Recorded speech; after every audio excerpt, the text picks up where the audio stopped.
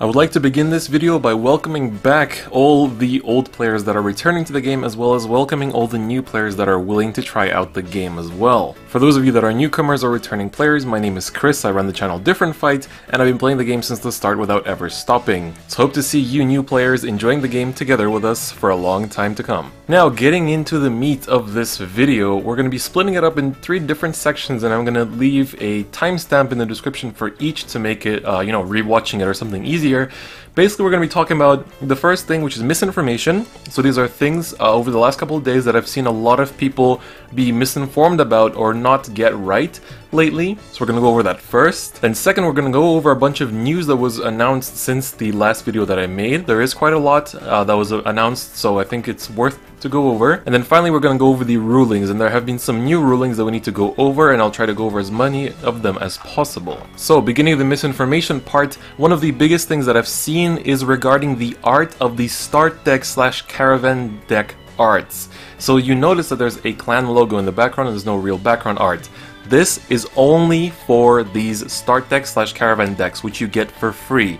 In the West, we're going to have a caravan where Bushiroad goes around, all the continents and just teaches the game at local shops, and then you're going to be able to get these start decks for free. All you have to do is inhale oxygen and you're going to get them. So yes, those cards will have like the very basic art, but those same cards will be re-released in trial decks or in booster sets, maybe not all of them, but most of them with proper art. And there are already examples of this as well. If you want to see what the proper art is going to look like for the new generation, there's already been a bunch of different ways to see it. Like they already showed what the new Amaterasu looks like, the new Overlord and Blaster Blade, and the Riser and the Ashura Kaiser and stuff like that. So there's obviously, this art is the same as we usually have it. It's just that in these start decks / the caravan decks, it's going to be a little bit different. Next, the clans Gear Chronicle and Link Joker will be supported. They emphasize that all 24 clans will receive support at least once per year, but I think they actually emphasize that it's going to be exactly once per year, so everyone will have the Bermuda treatment. Third, the Kai and Aichi trial decks will not be combined into one box. They are separate trial decks, separate, and you can buy each of them separately. You can choose to buy both, but they will not come in one box. Next, you can use your old cards in the G format and in the premium format. I've seen a lot of people confused about this. You cannot use your old cards in the standard format, which is just the new stuff, but in every other format you're allowed to use your old cards. Next is the one thing that I was also not very up to date when I was making the first video, which is rarities.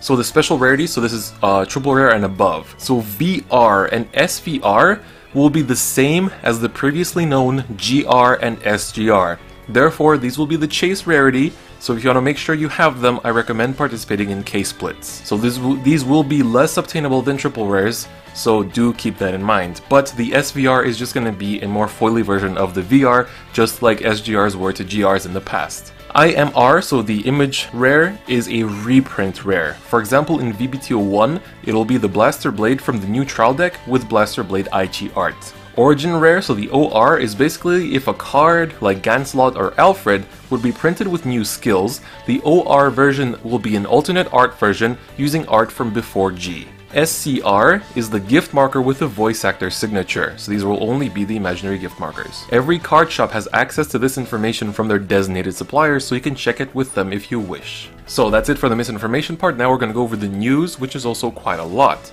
First, Bushiroad announced that at least in Japan there will be different winners promos for both the G standard format, so this is just the G format, as well as for premium and standard. So for example, in May, there's going to be Liu and Seabreeze for G standard, so one of them being a participation promo, the other one being a winner promo, and then High Dog Breeder Seiran and Pongal will be the ones for premium and standard. So for example, Seiran will be a participation promo, and then Pongal will be the winner's promo, but as you can see, there will be a Pongal in VBTO1, at least we can assume it's going to be VBTO1, that will have a new art, but the winner's promo will have the old art of Pongal with the new skill.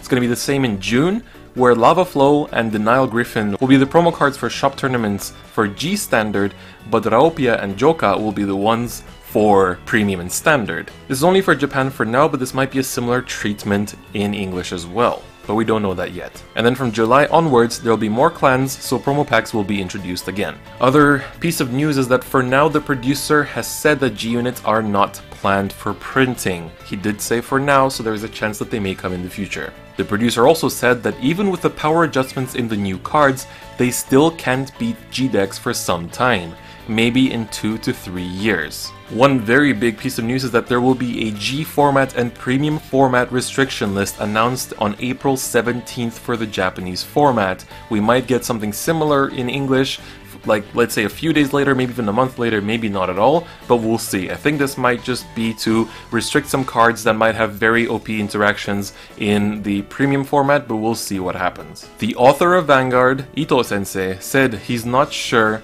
if Chrono and the crew will show up or not. He said since Chrono exists in the world of the original Vanguard, there is some possibility, but he couldn't say anything else. Furthermore, the series is based on the manga, but they're thinking of bringing in characters that don't show up in the manga that they feel are important to the story. Therefore, the new anime story does not equal to the manga story, but it may be similar because it's based on the manga. The author asked Bushiro to let him rewrite the story of the original anime. They considered various kinds of possibilities, such as starting with a fresh new cast, but this is what they decided on in the end. Then, they also said that if you enjoyed the G series, let Bushiro know. They're listening and your opinion does have impact. And if you want a new Vanguard 3DS game, please let the company Furyuu know.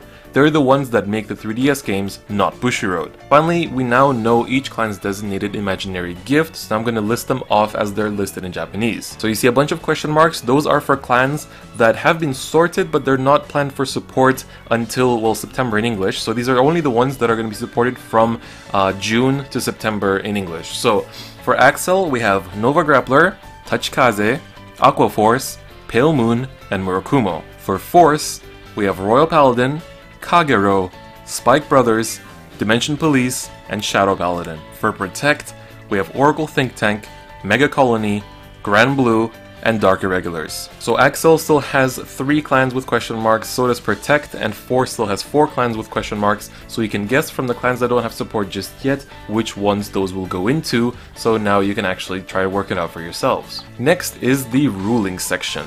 Now for quite a few of these rules I did do the translations myself, but I also got quite a few translations from Joshua Rava, so a big thank you to him. So this one is going to be the meatiest part of the video, as we have a lot to discuss, and you probably have heard some of these already, but there's also quite a few new things that were announced just now as well. One thing they noted is that you can get gift markers outside of trial decks. They might come as tournament bonus, they might come as box toppers, they might come as caravan participation bonus, etc, so there will be plenty of ways to get them. Next, there is no limit on the amount of gift markers you can have. Prepare as many as required. So basically as many crests that you have in your deck, I would say prepare that many, and unless you have some special interactions where you can reuse them, I think that's going to be about it. You can place the gift markers where you want on the field as long as they don't interrupt the current field. So if you're playing premium, don't place them in the same zone as the G zone, but if you're playing standard, then you can put them where the G zone used to be. Keep the gift markers in a separate sleeve from your main and G zone. In official tournaments, you must use official gift markers. When you're playing with friends, you can use whatever tokens you want, but in official tournaments, you must use the official ones just like you do with sleeves. Axel and Force gift markers do not count as cards, so they don't go towards unit in circle. So skills like retire that rearguard circle won't retire them. Even if the circle is locked, the marker stays there under the locked card. If your opponent dominates your unit with a Force marker under it, the unit won't gain the power from the Force marker because it's still your circle even if it's your opponent's unit. With Protect markers that turn into Perfect Guards, if it's selected for a skill, like let's say Shira no Yurine, to be called onto the field, it will be placed, but then it will go back to your pile of Protect markers because it cannot exist in any other circle apart from the Guardian circle. After you use the Perfect Guard effect of a Protect marker, it will go back to your pile of imaginary markers as well. Daikaiser can kill Protect markers because they only count as units in the Guardian circle. All other circles it cannot exist in. Old triggers with 5000 power bonus will stay at plus 5000 power bonus. You can play both plus 5000 and plus 10,000 triggers in the same deck in Premium. They do not plan to release stand triggers in Standard for now. They very heavily emphasize the for now part. Narukami, Oracle Think Tank, Pale Moon, and Grand Blue will receive effect heals.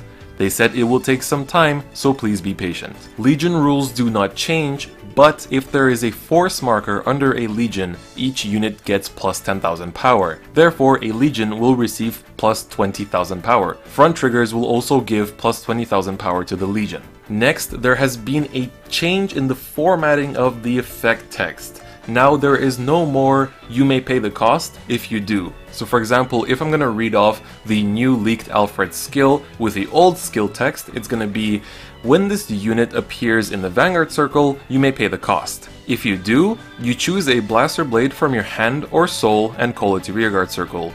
For that turn, that unit will receive plus 10,000 power. If you called, you draw 1. But with the new formatting of the skill text, it's going to be the following. When placed, cost, counterblast 1. Call up to 1 blaster blade from your hand or soul to rearguard circle, and it gets power plus 10,000 until end of turn. If you called, draw a card. So it's a very different way of formatting the text, and as you notice, there's also new icons for Counterblast 1, and they're changing it for Counterblast, Countercharge, Soul Blast, and Soul Charge. And in Japanese, the way that these work is that it literally says C Blast, S Blast, C Charge, S Charge. So I'm assuming that the parts in Japanese that it says blast and charge will simply be changed in English to the words blast and charge. So they're going to be different logos that simply say the, well, effect words. So it's going to be changing, but that's about it for that. Next up, the rules for Mulligan have changed. At the start of the game, when you mulligan cards, you can now return a designated amount of cards to the bottom of the deck, draw that many from the top of the deck, and then you shuffle your deck. Next, G-Assist will remain, but now you don't have to remove from play 2 G units. You only remove from play 2 cards in hand, and that's it. Guarding has also changed. You can now guard with cards regardless of your current Vanguard's grade. So if you're on grade 1, you can guard with grade 2 or 3. The rules for Stride have also changed. There are now 2 conditions. Either both players must be on grade 3, or if at the start of your turn, you're on grade 3. Let's say, as an example, you ride your grade 3, your opponent is on grade 2. You do your usual stuff, and then you end your turn.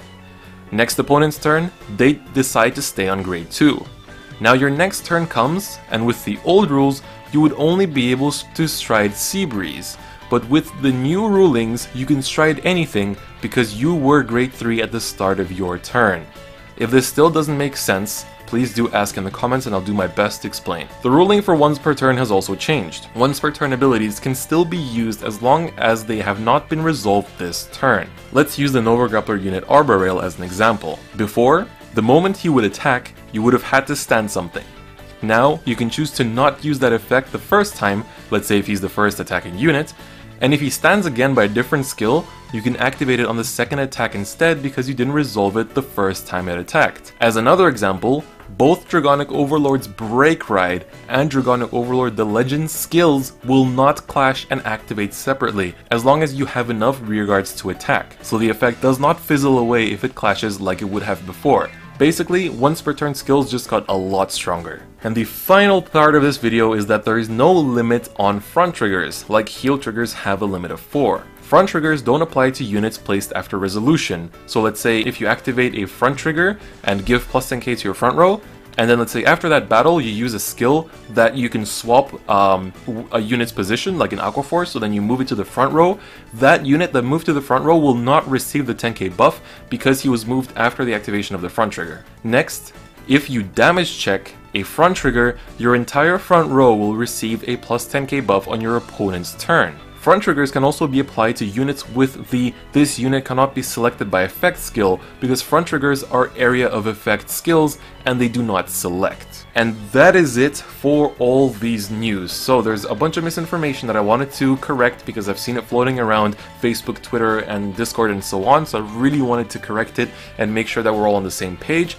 There's also been a lot of news that was announced, so I wanted to get that out as well as also talk about the new rulings that changed because they were not available at the time that I made the first video. So I hope that you guys enjoyed this. If you didn't watch the first video on all you need to know about the new reboot, then please do check that out because there is some very important information in that video. Furthermore, there are some rulings that I didn't mention, but they're mostly just examples of what we talked about. But if you want to see them, I highly recommend checking out WSlasher's video on the new rulings because he puts them all into one compact form. But on that note, that is going to be it for me today. Don't forget to click the bell button as well as check out the social media in the description if you wish, as well as join the Discord channel where you can talk to me as well as other viewers like yourselves. And on that note, that's going to be it for this video.